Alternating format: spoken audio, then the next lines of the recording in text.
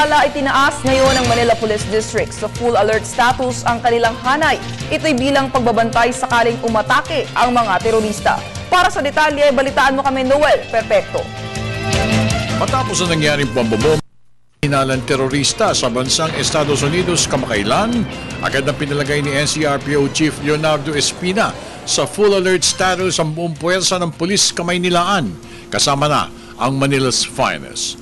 Ayon kay Colonel Roberto Po, MPD OIC, na agad din niyang inalerto ang 1,500 na mga operatiba ng Manila's Finest para i-secure ang mga vital installations sa lungsod na posibleng gawing target ang mga grupong nais maghasik ng kaguluhan sa syudad.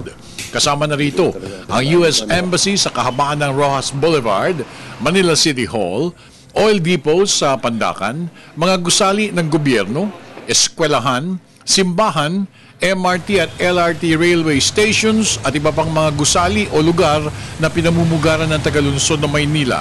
We should be on alert and intensify our security measures, especially on areas or vital installations within our area. Kasama na rito yung vital installations at Station 10, yung oil depot, and of course, in Station 5, the embassy area, and then the government institutions here. Marami tayong government institutions in Manila.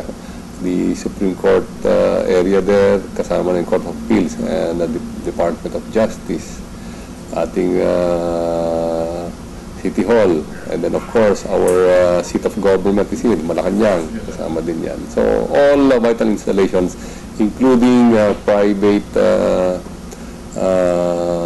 areas and government agency buildings or properties. Ayon pa kay Colonel Po, maliban sa kinatatakutan ng grupo na Abu Sayyaf Group, kasama rin pinababantayan nito ang iba pa mga lokal na mga terorista na pinopondohan ng mga malalaking dayuhang terorista.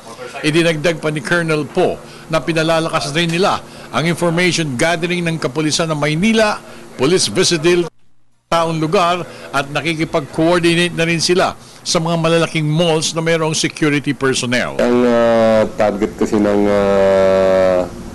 similar acts to what happened in Boston are those areas where people usually congregate, where they can exact maximum number of casualties. So, yung mga area, malls, commercial areas, or other activities that people really converge on. Para sa Telebisyon ng Bayan, ako naman si Noel Perfecto.